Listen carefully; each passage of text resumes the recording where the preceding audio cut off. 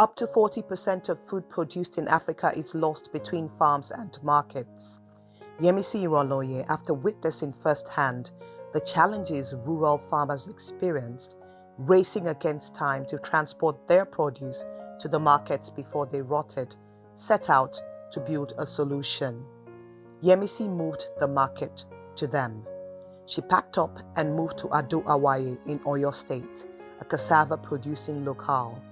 There she started Sultry International, an agro-processing company that placed smallholder farmers at the center of operations. Within that community, Sultry built the first cassava to sorbitol factory in Africa and the second largest in the world. So what drives me is just the fact that someone is able to wake up and eat breakfast because he's able to earn a living from a concept that I brought up.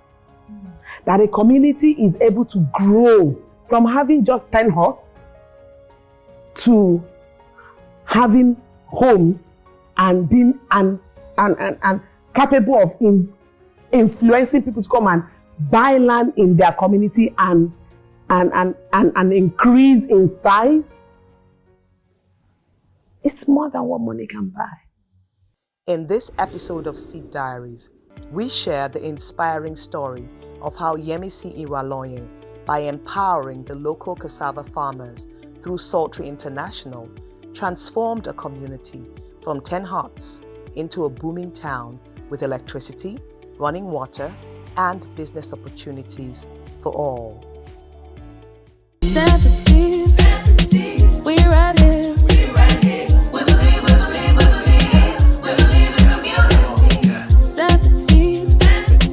We're right here. We believe in community. Hello, everyone. Welcome to another edition of the Seed Diaries. With me today, I have Yemisi Iranloye of Sultry International. So glad to have you here. Yeah. So, welcome. So before we get into the gist of Sultry, I'd like to remind you to like, subscribe, and share. So welcome to Seed Diaries, Yemisi. We're so excited to have you, Sultry International, and you're all come here all the way to tell us your story. We're excited all that you're doing. Can you tell us about Sultry International for those that don't know? Okay, thank you very much. I feel so highly honored to be at the program this afternoon. Sultry International actually is the 100% indigenous Nigerian company and is majorly into the processing of cassava into various products. So we produce starch, food-grade starch, high-quality cassava flour, and we just recently launched our glucose and sorbitol factory. And we work with smallholder farmers to provide us all the raw material that we need day to day to be able to produce these three industrial products for onward processing to your breakfast cereal, your seasoning, almost all the produce that you use in the home. The raw material used by the multinationals are produced by us. So you may be wondering, so what's the big deal to process these cassava? How many such factories do we have in Nigeria? Well, starch factories that we have in Nigeria are like maybe about 10. Cassava high quality cassava flour factories that we have in Nigeria that are big maybe about 4. But sorbitol factory is the first and even the first in Africa and the second in the world to use cassava to produce sorbitol.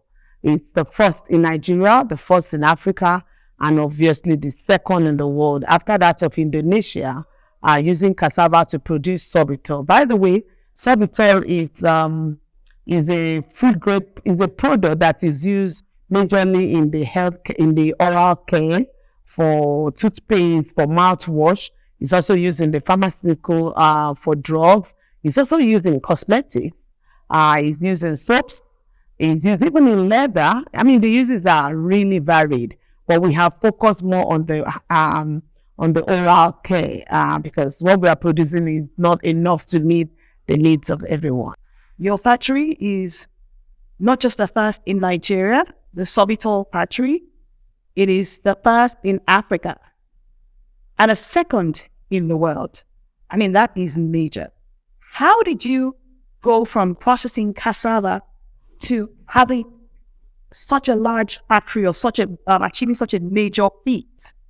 Please, can you tell us about your journey? Thank you very much. I actually started the journey with 17 farmers. Okay. About 11 years ago. In Lagos?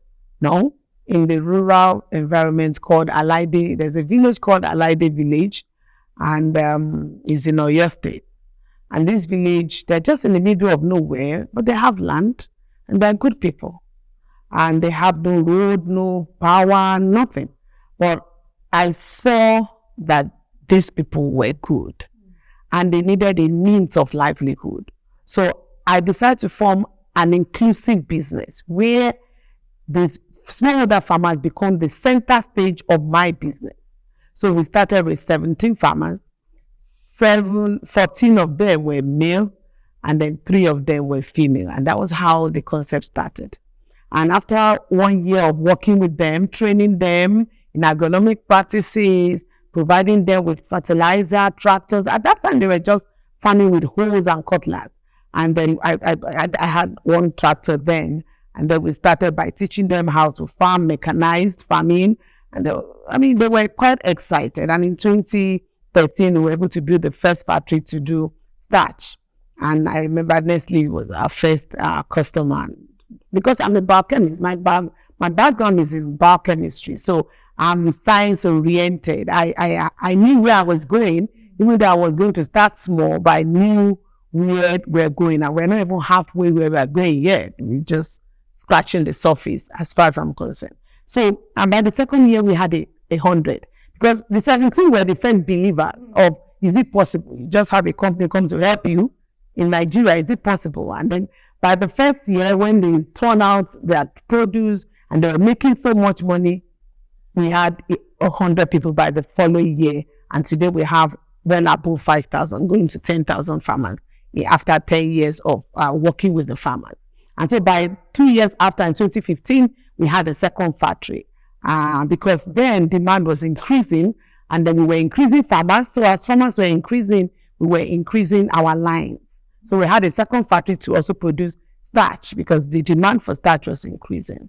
And then, of course, in 2019, just before COVID, we didn't know COVID was coming, we decided to do 2 factories in one, have the cassava flour factory and then the sorbitol factory as well. So the strategy was to grow the farmers' numbers, at the same time grow the product lines that we have, because our clientele was also increasing at the same time. So it was more of a strategy to go small, gradual, but consistently growing.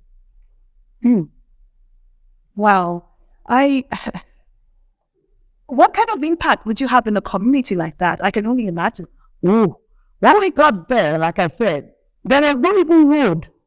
I remember parking my car at the road that is about 100 meters out there about to the factory. My son then was this small. He used to follow me to the factory and walk. And I was promising that when we get to the farm, we'll roast corn. And because, the road was not motorable at all. But I could see what is happening today. I could see it. Someday this was going to be something the whole world will want to come and see. I was seeing it in my mind, even though physically it was discouraging. But I knew the people. I knew that we could. The only way to show the way is to do it. It's not by complaining. Somebody just have to do something. I was really to just start up, and that was it. So for me, it's more of just starting something you believe in and decide to start with whatever little resources you have, and then move gradually, and then continue to pour about the profit into the system, and then you continue to grow, and then you continue to put profit until you start to have get to where you are going, and you start to see the light. So, okay, I can see forge to bigger things. So in this community, how did you find the community? Are you from around there? How did you find that particular community? And I understand that you were propelled by vision and dream, but I'm thinking about the social component, not the impact, but for you, to be in a community, maybe away from civilization as you know it, and pushing a dream. What propelled you? Okay, first of all, I think I need to let you know that the community as it were was 100% rural. And I needed to make a decision, a business decision then, to have CSR compulsorily from day one, even before we start to make profit. Because they had no water. And for me, I thought they could sleep in darkness, but they needed water first. So water was the first thing that we did. And then, of course, subsequently today, they have water, they have water, they have power. They are building better homes now instead of the thatched rooms they had before. And their lives are much better because of the earning power of the community. So they have moved. And it was a deliberate decision by the business to say, this is how I want to run this business. I run this business to impact the life of these people.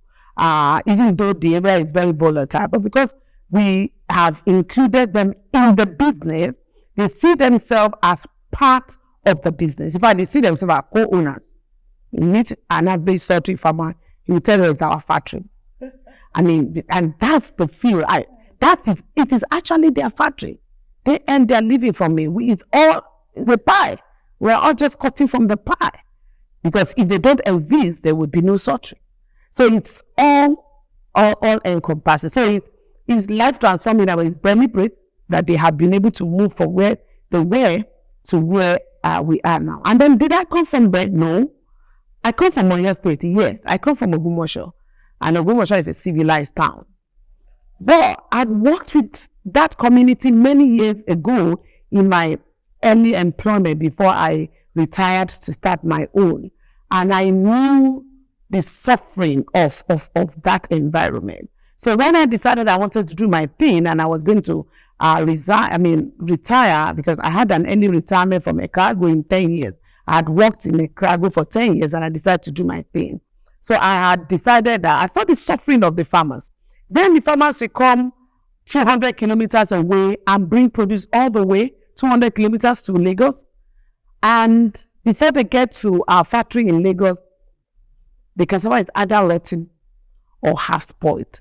And of course, which manufacturer is going to take a half spoiled cassava? So most of the time, it's either they go with half pay or no pay at all. So I knew that if I have to rewrite this story, my project or my business have to go meet the farmers.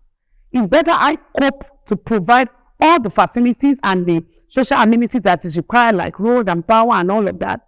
After all, once you've provided it, you've provided it. In 5 years, we were able to provide power and water and all of that. And then we provided it. We can't undo it. So, you've conquered it once and for all. But if you put a factory in the city, you will forever be having to take cassava from 200 kilometers away. Farmers will have to cope with that trouble forever. So I thought, wow, I'd rather cope with the suffering for 5 years and then fix these things. And then everybody's happy. Farmers are happy with me. I'm also happy with them. I have consistent raw material to run my plant, and then we can grow. And then we can plan our growth plan because there'll be consistent raw material. Wow. So how large is the community? Well, it's a community of about 30 villages surrounding us within 50 kilometers. But as you go to 100 kilometers, it starts to expand into about 50, 70 villages. And then as you expand, it continues to expand. And when I talk of the villages, you will have like maybe about the 30 villages, then you have a small town where there's little modernization, very little. So I'm talking of villages with thatched roof, pure, no water, no power, nothing. And they basically come out during market days to take their crop to the 4 days market that runs. So if the market is not running, there's no economics of any sort. That was what it was at that time, before poultry brought the factory that now makes them to be able to, come out every day to bring and bring their produce every day, and they can sell and make money every day. Aside, you talk about full market day. Is that in Yoruba culture? Yes. What are the days called market day? Do they have names? Well, they normally count.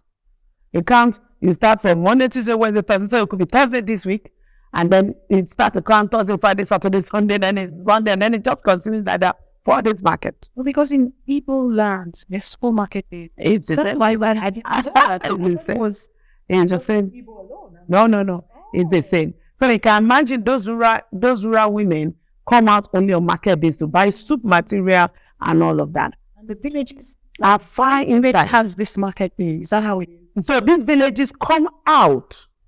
All the maybe 30, 50 villages will come out with that central market. They all bring their produce and do something like an exchange. The person who has chicken brings chicken. The one who has it's something, but at least I go on with vegetable and I sell my chicken, and then you buy my chicken and you buy my vegetable.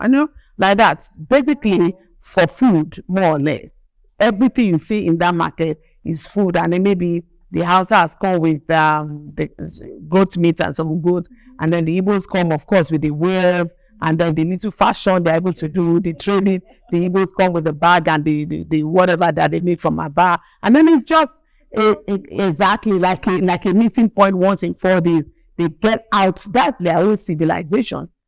That's like the form of civilization that they have.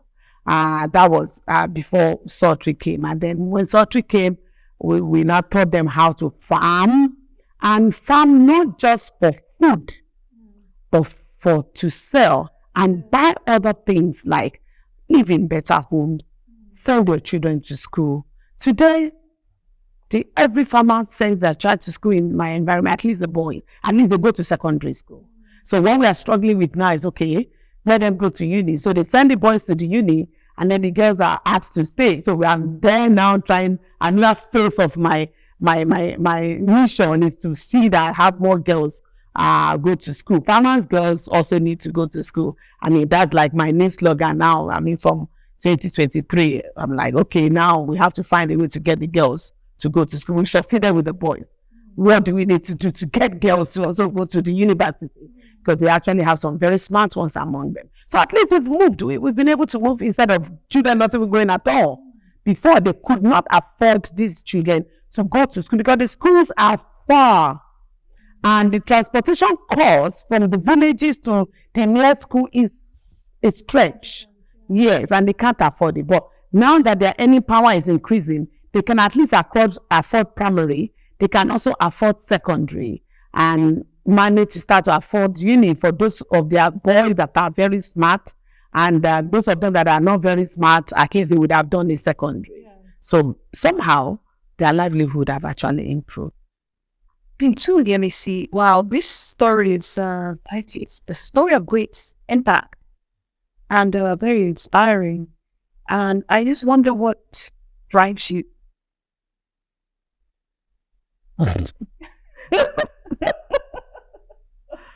Well, what drives me? Yes. I think it's love. The love for humanity. Because it's not for the money.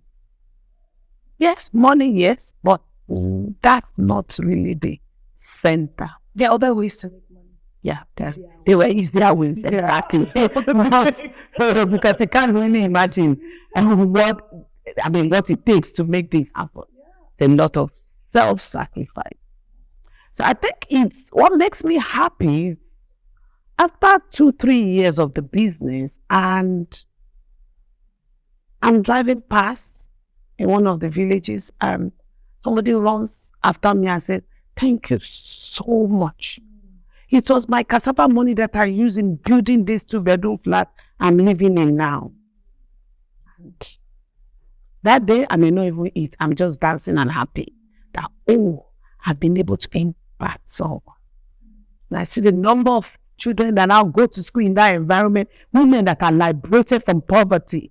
Because we have female farmers, women farmers that I encourage. I mean, a woman who is barely earning, maybe in a whole year, can barely count 100,000. Now counting 3 million, 5 million in a year, and is able to help the husband or the family to in some way to balance the family. It's money can't buy the joy and the fulfillment of the impact that just a business idea have brought to that environment. It's money cannot buy it. So what drives me is just the fact that someone is able to wake up and eat breakfast because he's able to earn a living from a concept that I brought up. That a community is able to grow from having just 10 huts to having homes and being and capable of influencing people to come and buy land in their community and increase in size. It's more than what money can buy. So for me, it's the opportunity to even be able to impact. It's what drives me. So when I think of, if we're able to help 1,000 more farmers this year, that means that more of this will happen, more of that will happen. I'm excited by it. In fact, I'm excited by it, and I will not remember to think of, that also translates to this amount of money or this amount of sleeplessness. And yes, those troubles are there, but the joy helps you to withstand the stress. The joy helps you to withstand the stress. So for me, these are the things that drive me. Just the happiness, the lives that are being impacted. It goes a long way to sustaining the tempo of the business. Yeah.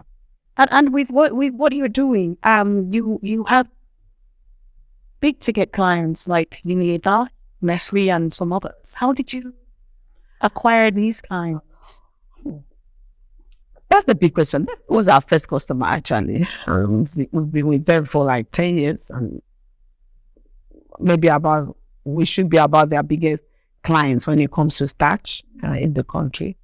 And then when we did the sorbitol, we did it for Unilever. So they are our big ticket for the sorbitol factory, and so many other big customers. I think one thing that attracts them to us is the value chain. These companies like to see that you have a sustainable business. So when they come for their audit and they see the impact, they know this is sustainable.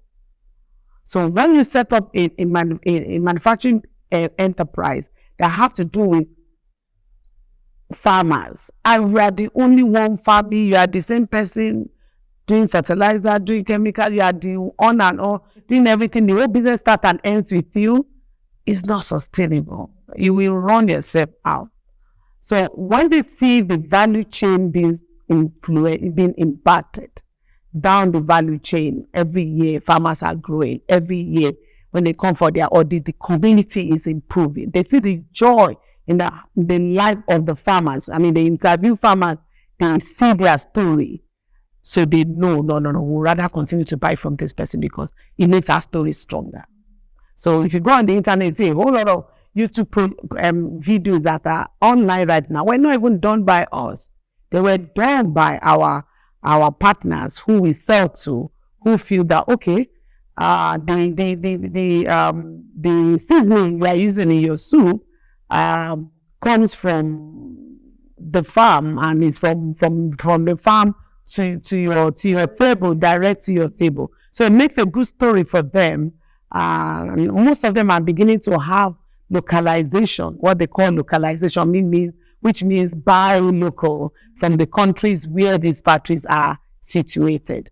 So if they have good products, apart from our story, the product must be good. I'm about chemistry, like I said. So quality is a key thing for us. We don't joke with quality. In fact, we have our own labs where each bag of product is tested okay before they are sent out. So quality is key. And then, of course, sustainability plan.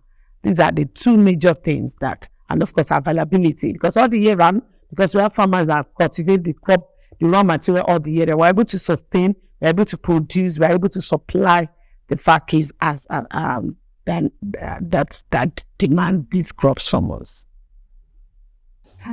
How difficult is it to set up a sorbitol factory?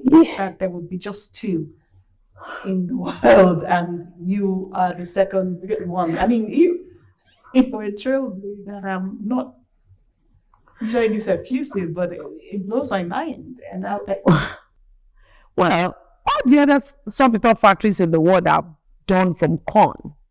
Okay. Producing sorbitol from corn is seemingly simpler and easier. Okay. Producing from cassava is a different innovation entirely. It's still innovative. It's still innovative. So the first factory is in Indonesia. So they also produce from cassava. I didn't even know there was anyone that existed when we thought of it. We just felt, I mean, it's one for one. It's starch and then starch. Okay, we can do it. And then we just started, we did the design. We started talking to the manufacturer to say, this is how we want it. This is how we want it. Can we have it? So we had a think tank team. And of course, we were able to push it here and then. It was at the point when we even started the installation, I found out that there was another factory somewhere. And of course, I was quite excited that, okay, that means it gives you a lot of comfort. So it's not easy because it's quite a complex. It's like a refinery, really. Yeah, it's quite complex, but it's doable. If it's been done somewhere else, why not Nigeria? Yes. We are trailblazers. We are good people. We are intelligent people. So we've done it. And you've done it. We've done it. Kudos. Thank you. So Yemisi, now what I'm trying to imagine, to build a factory in a community that's rural, you residing there, and that means your children, because you mentioned your children there. The decision to raise your children in a rural environment, which in Nigeria, sometimes there are challenges in terms of education, and the community. How did you tackle something like that? What did you do? Okay. So the time I was moving to the factory site in Alaide village, my two children were already in boarding house. So they go to school, and then during the holidays that they come to join me. And even when the elder one went to uni outside the country, she loves to come home almost every summer so she can come and pay her dues to the company. It's fun. It's a lot of fun. I mean, the rocks, it's quiet, it's serene. And then, I mean, when the whole concept is to make people happy, I mean, it's easy to get everybody around you to see that way, to say, okay, I'm spending 5 weeks, 6 weeks holiday, I will spend 3 weeks with you in the farm. And then when they are there, they also do one thing or the other. I mean, it's a lot of fun. You need to come and see. It's really fun. We get visitors who come in and Stanford, we get intern. So I've had 3 interns so far, and they were there for how many months? 3-4 months. Yes. Fantastic. They even want to come back. It's a whole lot of fun. I mean, the environment is nice. There's no pollution. You eat fresh food. And then you get to meet people. I mean, well, not high people, but if you are someone who loves humanity, you see people that you are impacting and you're happy about it. We've had 3 American Stanford University students who have come to Alaide village to do internship. And if it's not fun, the second person will not come, the third will not come. I mean, if not for COVID, we would have still been having, I think we started the program again. So if you are someone who has the heart, like I said, for humanity, it's a place you want to go and spend 3 months for internship. It forms your basis in life in some way. So, Yemisi of Sultry, putting that live video on the map. Oh, you have done that, actually. Sure. You have. Oh, so, when you first started, what were the challenges? Because I know you could see that there would be challenges, but I'm sure I believe there might be some that maybe you did not expect, or maybe you did, but you still found them challenging nonetheless. Can you tell me 3 challenges that you experienced? The first challenge we had was power. Of course, I know everybody faced power problem, but this one was something else because there was just no power anywhere. So we had to use generators, and that was expensive. I thought, 2 plus 2 would be 3. 2 plus 2 would be 4. Oh no, 2 plus 2 became 10. And so it was a formula that wasn't jiving. And so we had to quickly ensure that within 3-4 years of our lives, we were able to connect to the power grid, which means we had to take loans to bring the power over 30 kilometers to the factory. So that was first challenge. Second challenge, obviously, was raw material. Yes, we have thought, we'll use a farmer. It wasn't as easy as that because the farmer had no working capital. They had no capital. So we have to provide them with everything from training to herbicide to fertilizer to logistics to everything. In fact, they always say sorry to the federal government. They just the government. We had to provide everything. At the FEC, I knew we're going to be providing, but at the FEC that it was going to be everything. And if we didn't do that, we would not have been able to get raw material back to back to be able to run the factory non-stop. So these were 2 major big challenges. And the water, we had to sink boreholes, and even though there was a dam that was not far from us, but then the cost of bringing the dam is a moving amount. That's so many challenges. And I would not fail to mention finance was tough. For one stage, for every stage you're needing more finance to be able to do more. And don't forget, you are getting finance for yourself. You are getting finance for your farmers who don't have collateral, who don't have address. So all their cost is on you. Their bills is on your balance sheet. And that's where we have found ourselves as agri-manufacturing companies in Nigeria. It's a lot of headache when it comes to getting your raw materials sorted. We almost feeding the whole value chain, that making sure that somewhere, every step of the value. Make sure that the value chain is funded and is running. Because the banks just know you. They don't know that's Mama Kayode, you are bearing the risk. So we also on our end make sure that we know the farmers. We know them to their homes, to their house, their wives, their uncle, the village chief, the village head. They cross-guarantee each other. Okay, so it's a whole lot of activity. Getting much better now because we now have used 10 years to train them. There's a system that is running. But of course, as you're increasing your facility, you are equally increasing the farmer. So this is a continuous thing. It's a structure that's going to be there for as long as the business is existing. So it's a whole lot of challenges, but we're determined to be there. And gradually, all of them started giving way. Wow. So now, obviously, you've been able to source funds because you built the factory and you're here. You're still moving strong, going strong. How have you been able to achieve that? Where have you been going to? Or what sort of access have you had? Or, what means? I would say we've been lucky in the sense that even though we were green some 10 years ago, we had a first bank, our very first bank was First Bank of Nigeria. first to fund our first factory.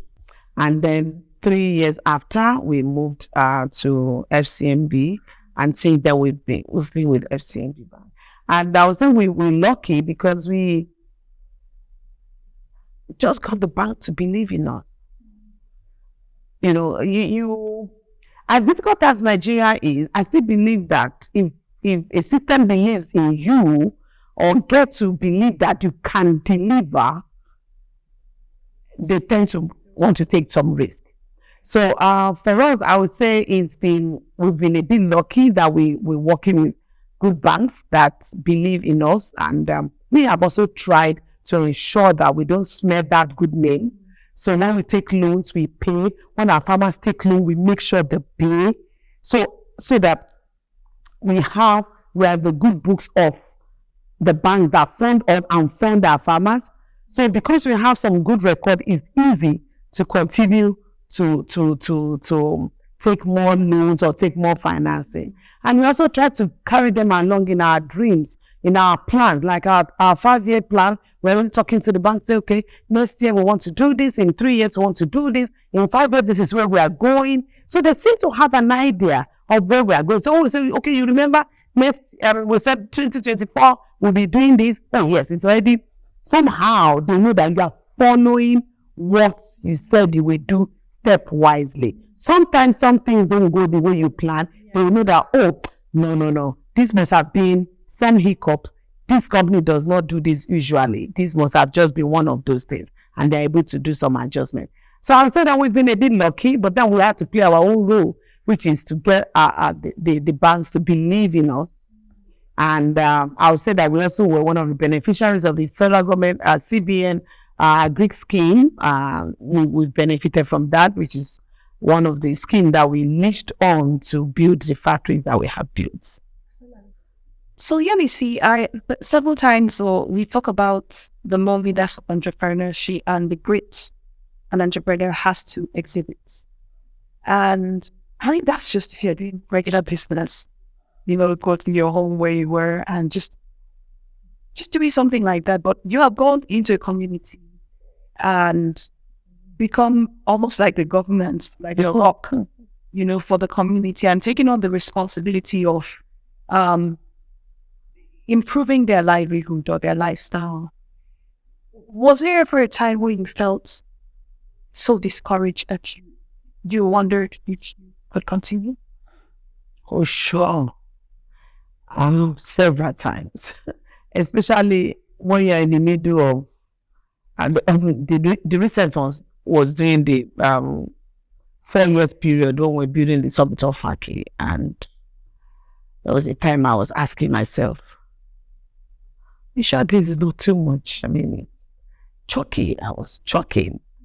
We were in the middle of it, and then the COVID came, and then capacity of the factory that is funding it has gone down because of COVID. And I mean, it got so bad I couldn't pay salaries for 6 months. I mean, everything was like it was going to crumble. I felt really overwhelmed. It was overwhelmed. But then I kept the faith that if we come this far, we'll pull it to the end. I just kept encouraging myself, read books. I follow great men that have succeeded, and I look at how they also went through those troubles and they came through. And I thank God that eventually we were able to pull through. So it's several times. I've had times of acute loneliness several times. But for every time, there's that strength I draw from God to give me the grace to be able to continue to fit. And I think one of the things, apart from God, is when I look at the number of people that look up to me, I just tell myself, no, you can't fail. You can't just afford to fail here. You can't walk away. Where are you going to put these 400 staff looking up to you every day? So sometimes I go to work I didn't sleep throughout the night, not because I didn't want to sleep, but because I'm thinking, okay, so how do I fix this? How do you do that? I mean, COVID was a threat. What was a threat? And I get to work and I see my staff coming. I said, oh, so we had some excitement. I'm like, we don't do plans. I can't know how to give up. These guys still have energy. So I just prefer. I just take a bit of their energy. I'm like, okay, let's be. So I think I take a lot of strength from my colleagues at work.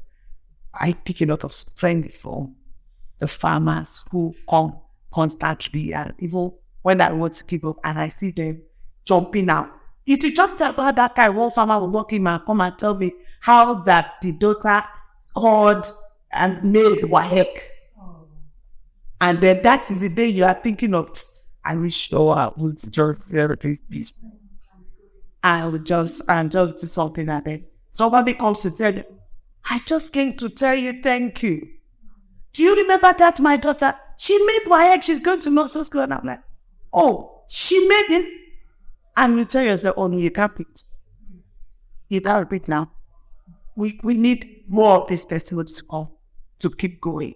So it's a lot of challenges, but when I take my strength from the victories.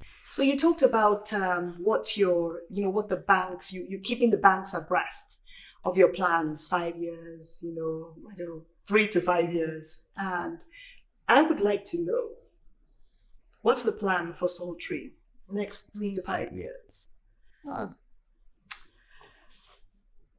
We've been doing local. And now we are looking at export. Okay. We want to start putting our footprint in other parts of Africa and other parts of the world. We just got our EcoSat certification.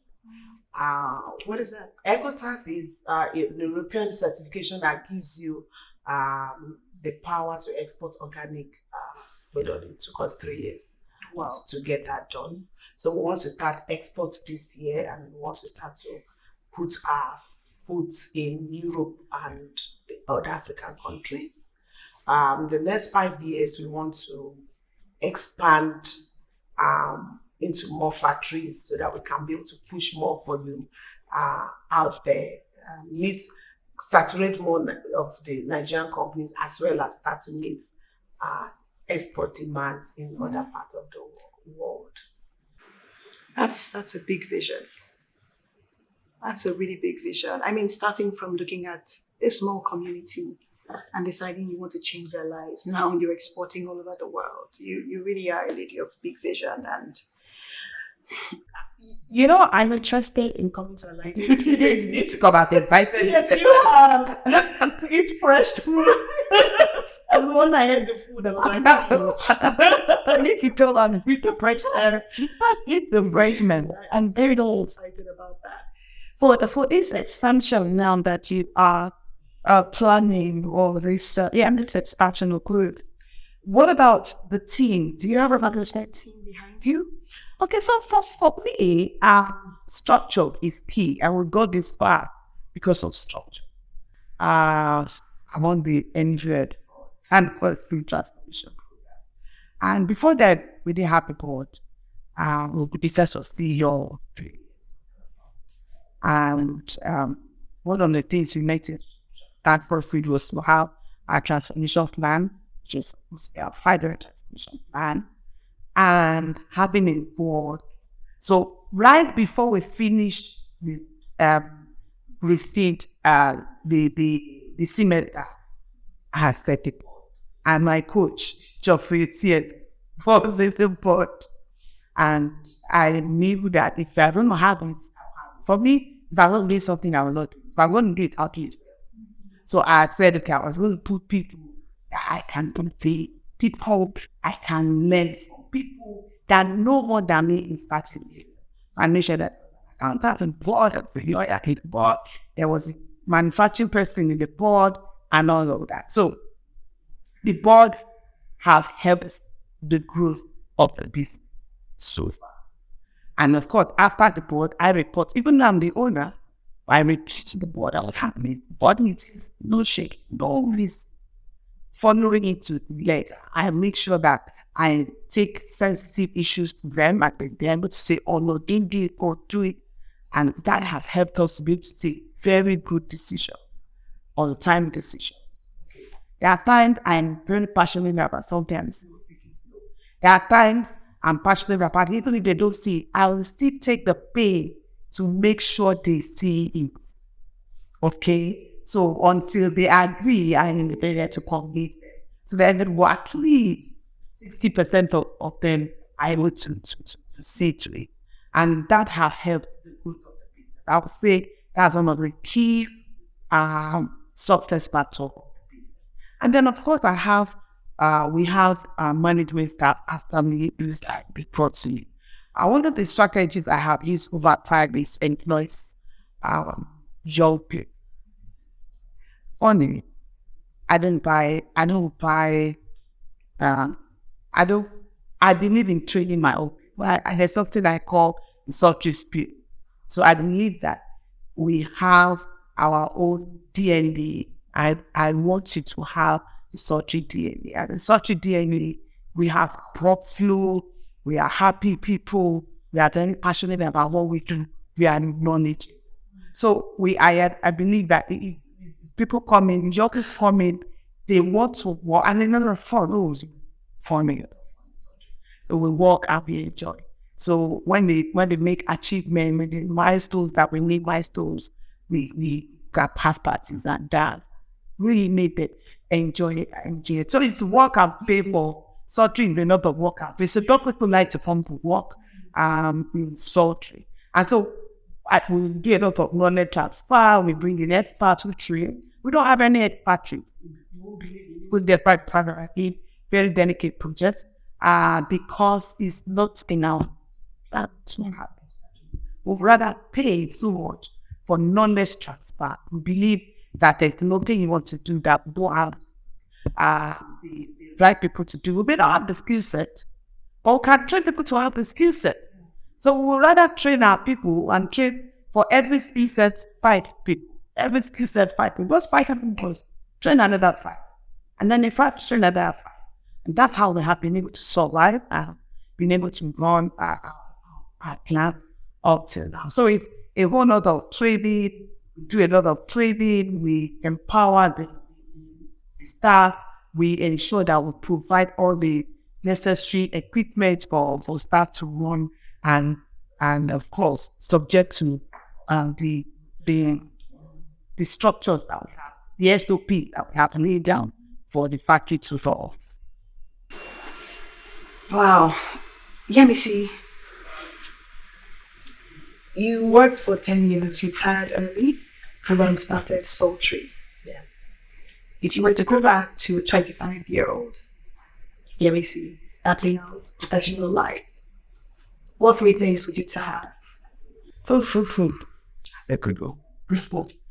Well, going back to 5 years ago, I would say maybe start early. Get the skill set early and start your trade. It's good to have some little work life because that experience cannot be taken away. You could decide to have the experience by working for someone and get a skill set. Or you decide to go learn the skill set. Or I would say, have a plan. I think everything goes down to, I want to work for 5 years and I want to go do my thing. Or I don't want to do my thing, I want to work for someone all my life. Whatever I choose to do it passionately. You will excel. So it's the passion and the drive behind it that makes you to go the extra mile to get the skill set to me. That makes you to survive when the time becomes toughness. That makes you to weather the shock when the troubles come. The passion helps you to overcome all of that. So passion and character. So in passion and good character, you get all the skill sets you need. good will attract to you. Good things will come to you because people will easily see through it. People are willing to help it. It's easy for you to surmount the mountains. You will meet challenges, no doubt. Oh, loads of them.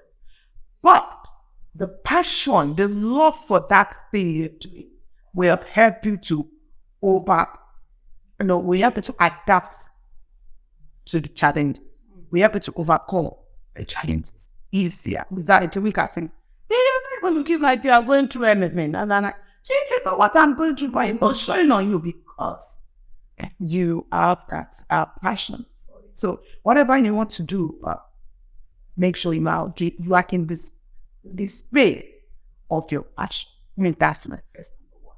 Number two is you must learn discipline. I doubt if any entrepreneur will go far without discipline. And when you think businesses that quickly crash, go check most of the time with disciplines contributing half 50% of it. So when you have to grow your business, you need to be disciplined. Whether you are selling pure water, whether you're a shoemaker, whether you're a cobbler, whether you are whatever, you are just selling tomato, it doesn't matter. The discipline to see your business as separate from you is key. The discipline to say, I've made 100 naira. I bought tomato this morning for 80 naira. 20 naira is my profit. And I'm able to say this 20 naira, I will take only 5 naira out of it as my salary. I'll put the 15 naira back so that my business have grown to 95 naira. And then tomorrow I go to the market. I'm not going to buy tomato for 80 naira. I'm not buying 95 naira tomato. My profit at the end of the day comes to 110 naira. I remove another 5 naira again. The following day, I'm going to the market with 105 naira. And that's how business grows. But if I say because I have 100 naira and then bam, somebody comes and say, oh, there's one car that's now what is it? Just 50 naira. You see that? Can you just quickly remove this 50 naira from the market? You've forgotten that it's not your money. The business should be seen like a human being. And then you are just another human being. You are just reaping the little from it. This discipline. So if you are disciplined in your life, it will be easy for you to deny yourself a lot of things and be able to quickly achieve what you want to achieve. So discipline is so key, especially for young people. You need to be disciplined and be able to deny yourself the present glow and defer your gratification. So deferring the gratification, you can only defer your gratification if you are disciplined. So discipline and deferring gratification, they go hand in hand. And of course, the third thing for me is acquiring the right skill set. So the third thing for me is skill. In that area of business or professionalism or doing that, you have to acquire the skill. Read books, follow professionals in it, go to school in it, go and learn it. If you know you want to be an electrical engineer, and there's nothing stopping you to go and learn how to wire in a house for an illiterate that did not go to school. At least you have the basic wiring skill. And then you can top it with book. So learn. Don't be proud. You can learn from anybody. If I did go and learn how to farm cassava, I will not be this successful. So I came down on this day because I want to back up this book of speak English. If you have to try and learn outside, learn outside. If you have to learn Hebrew, like whatever it is, learn. Come down from your horse down and learn the skill set to your profession or to your trade. The skill set. So if you have discipline, if you have the skill set and the passion, it will be able to. Then within the area of your passion and discipline, that discipline helps you to grow your wealth gradually. And then you have the skill set. In no time, you just It's been inspiring. Yemisi, very inspiring. And I wish you all the best. You've come so far, and yet you have so far to go. But from your track record, it's very clear you will exceed your dreams and your desires. I'm really, really grateful to you for sharing your story. I'm sure all of our viewers are very grateful to you for sharing your story. We want to thank you so much for coming. Thank you for watching. And don't forget to like, share, and subscribe. Thank you. Thank you. We believe